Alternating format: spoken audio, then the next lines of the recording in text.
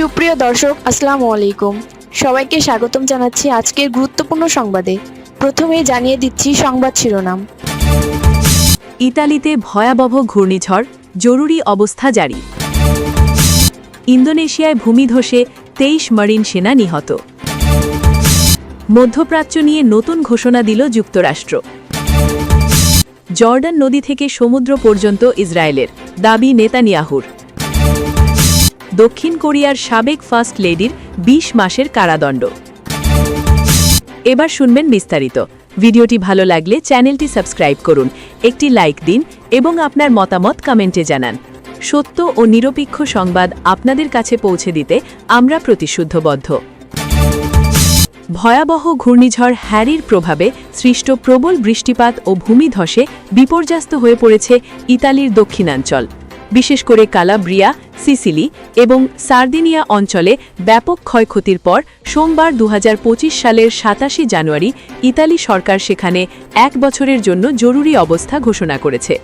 সিসিলির Niscemi শহরে একটি বিশাল ভূমিধসের ঘটনায় ইতিমধ্যে অন্তত 1500 বাসিন্দা তাদের ঘরবাড়ি হারিয়ে বাস্তুচ্যুত হয়েছেন এবং জনজীবন মারাত্মকভাবে ব্যাহত হচ্ছে। ইতালির নাগরিক সুরক্ষা মন্ত্রী নেলো মুসুমেসি জানিয়েছেন, ভূমিধসের গতি শহরের কেন্দ্রস্থলের দিকে অগ্রসর হওয়াতে সতর্কতামূলক ব্যবস্থা হিসেবে সেফটি বাফার জোন 100 মিটার থেকে বাড়িয়ে 150 মিটার করা হয়েছে। বর্তমানে এই ভূমিধস রেখা প্রায় 4 কিলোমিটার এলাকা জুড়ে বিস্তৃত। নাগরিক সুরক্ষা বিভাগের প্রধান ফাবিও সিসিলিয়ানো সতর্ক করে বলেছেন, ভূমিধস এখনও থামেনি, যার ফলে বাস্তুচ্যুত মানুষের সংখ্যা আরও বাড়ার আশঙ্কা রয়েছে। বিধ্বস্ত এলাকাগুলিতে প্রাথমিক সহায়তা, ধ্বংসাবশেষ অপসারণ এবং জরুরি পরিষেবা পুনরুদ্ধারের জন্য ইতালি সরকার জাতীয় জরুরি তহবিল থেকে 10 কোটি ইউরো বরাদ্দ করেছে। ইতালির সংবাদ সংস্থা আনসা জানিয়েছে, ভেনেটো, সার্ডিনিয়া এবং কাম্পানিয়া সহ বেশ কিছু এলাকায় এখনও ইয়েলো অ্যালার্ট জারি রয়েছে। নিসেমি শহরের মেয়র মাসিমিলিয়ানো কন্টি বর্তমান পরিস্থিতিকে নাটকীয় হিসেবে বর্ণনা করেছেন। তিনি জানান, রাতারাতি আরও ভূমিধসের ঘটনা ঘটেছে এবং শহরের নিরাপত্তা নিশ্চিত করতে স্কুল এবং প্রধান সড়কগুলো বন্ধ করে দেওয়া হয়েছে। দক্ষিণাঞ্চলের পাশাপাশি উত্তর ইতালিতেও ভূমিধসের খবর পাওয়া গেছে। আরেনজানো এবং জেনোয়ার মাঝামাঝি উপকূলীয় সড়কে পাহাড়ের এক অংশ ধসে পড়ায় যান চলাচল বন্ধ হয়ে গেছে। ফায়ার সার্ভিস কর্মীরা কুকুর দিয়ে তল্লাশি চালিয়ে ধ্বংসাবশেষের নিচে কেউ আটকা পড়েছে কিনা তা নিশ্চিত করার চেষ্টা করছেন, তবে এখনও পর্যন্ত কোনো প্রাণহানির খবর পাওয়া যায়নি। সার্দিনিয়া কর্তৃপক্ষ আরও 24 ঘণ্টার জন্য ঝড়ের সতর্কতা জারি করে ভারী বৃষ্টিপাত ও ভূমিধসের ঝুঁকির কথা পুনরাবৃত্তি করেছে। দক্ষিণ পূর্ব এশিয়ার দেশ ইন্দোনেশিয়ার পশ্চিম জাভায় এক ভয়াবহ প্রাকৃতিক বিপর্যয় নেমে এসেছে। টানা কয়েক দিনের ভারী বৃষ্টিপাতের ফলে সৃষ্ট ভূমিধসে চাপা পড়ে দেশটির নৌবাহিনীর অন্তত 23 জন মারিন সেনা নিহত হয়েছেন। মঙ্গলবার 27 জানুয়ারি নৌবাহিনীর মুখপাত্র ফার্স্ট অ্যাডমিরাল টুঙ্গুল এই তথ্য নিশ্চিত করেছেন। তিনি জানান, গত শনিবার সকালে পশ্চিম জাভার বান্দুং বারাত জেলার পাশির লাঙ্গু গ্রামে এই দুর্ঘটনা ঘটে। নিহত সেনারা ওই পাহাড়ি এলাকায় একটি মার্শাল মহড়ায় অংশ নিচ্ছিলেন। হঠাৎ করে একটি বিশাল মাটির স্তূপ তাদের ওপর আছড়ে পড়ে, তারা সেখানে আটকা পড়েন। ইন্দোনেশিয়া পাপুয়া নিউগিনি সীমান্ত টহল দেওয়ার প্রস্তুতিমূলক প্রশিক্ষণের সময় এই 23 জন মারিন সদস্য ভূমিধসের শিকার হন। নৌবাহিনীর মুখপাত্র টুঙ্গুল বলেন, চরম আবহাওয়ার কারণে সেখানে নজিরবিহীন বৃষ্টিপাত হয় আর তাতেই প্রশিক্ষণ এলাকায় আকস্মিক ভূমিধসের ঘটনা ঘটে। এদিকে ইন্দোনেশিয়ার দুর্যোগ ব্যবস্থাপনা সংস্থার মুখপাত্র আব্দুল মুহারি জানিয়েছেন, মঙ্গলবার বিকেল পর্যন্ত এই দুর্যোগে বেসামরিক লোকসহ মোট মৃতের সংখ্যা বেড়ে দাঁড়িয়েছে 20 জন, যা আগে ছিল 17। তবে দুর্যোগ সংস্থার এই তালিকায় সেনাদের সংখ্যা অন্তর্ভুক্ত করা হয়েছে কিনা তা এখনও স্পষ্ট নয়। বর্তমানে ওই এলাকায় অন্তত 42 জন বাসিন্দা নিখোঁজ বলে আশঙ্কা করা হচ্ছে।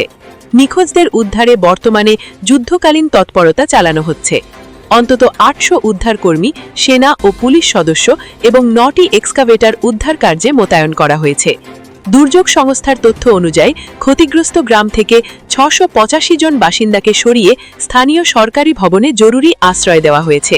উল্লেখ্য যে ইন্দোনেশিয়ার জাভা দ্বীপে বর্ষা মরশুমে ভূমিধস একটি সাধারণ ঘটনা হলেও এবারের বিপর্যয়টি অত্যন্ত প্রাণঘাতী।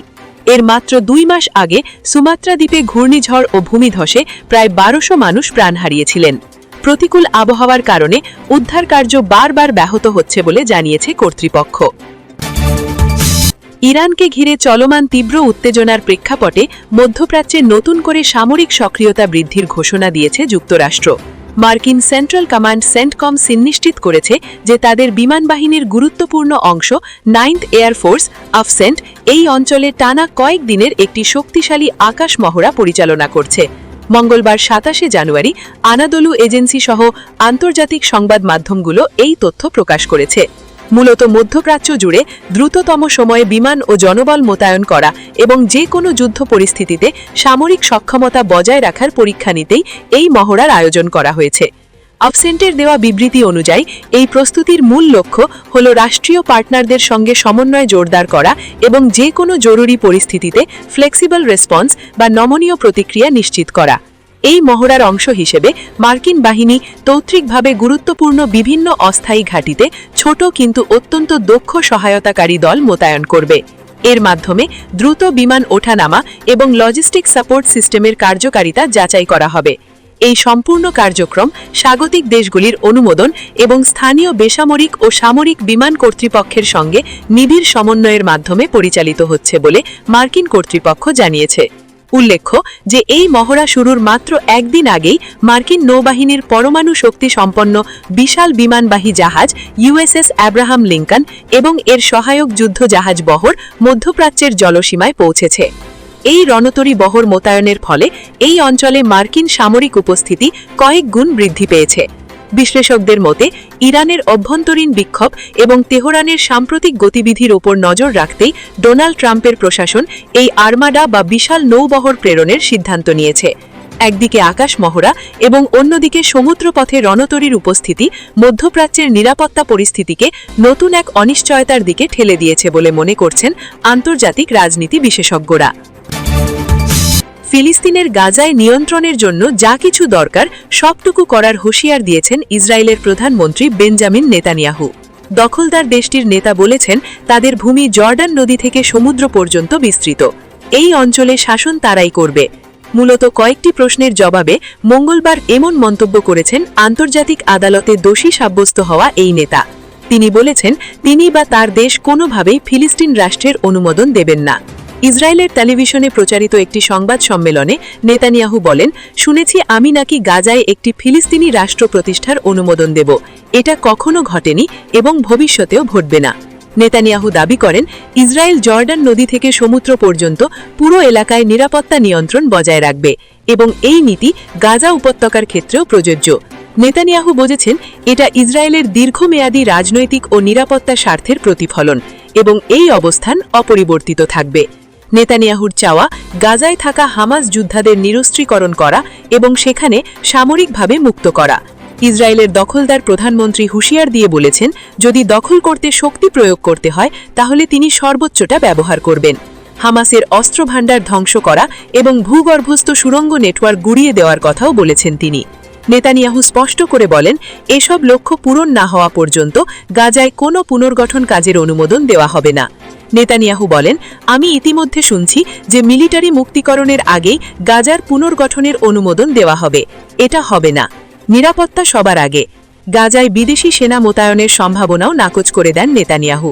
তিনি বলেন গাজায় তুর্কি ও কাতারের সেনা আনা হবে বলে শুনছি, এটাও হবে না। তিনি জানান কোনো আন্তর্জাতিক নিরাপত্তা বাহিনী গাজায় মোতায়েন করা হবে না। ইসরায়েল গাজায় ও পুরো অঞ্চলে পূর্ণ নিরাপত্তা নিয়ন্ত্রণ বজায় রাখবে। বিতর্কিত ইউনিফিকেশন চার্চের কাছ থেকে ঘুষ নেওয়ার দায়ে দক্ষিণ কোরিয়ার ক্ষমতাচ্যুত সাবেক প্রেসিডেন্টের স্ত্রীকে ২০ মাসের কারাদণ্ড দিয়েছে দেশটির একটি আদালত।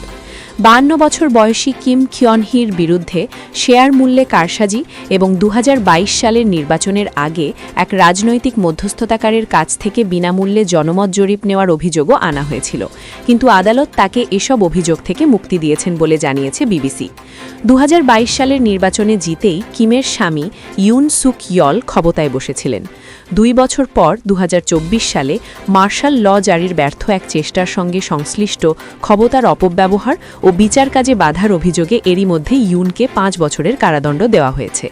কিমের কারাদণ্ডের মাধ্যমে দক্ষিণ কোরিয়া তাদের ইতিহাসে প্রথমবার কাছাকাছি সময় কোনো সাবেক প্রেসিডেন্ট ও তার স্ত্রীকে দণ্ডিত হতে দেখল।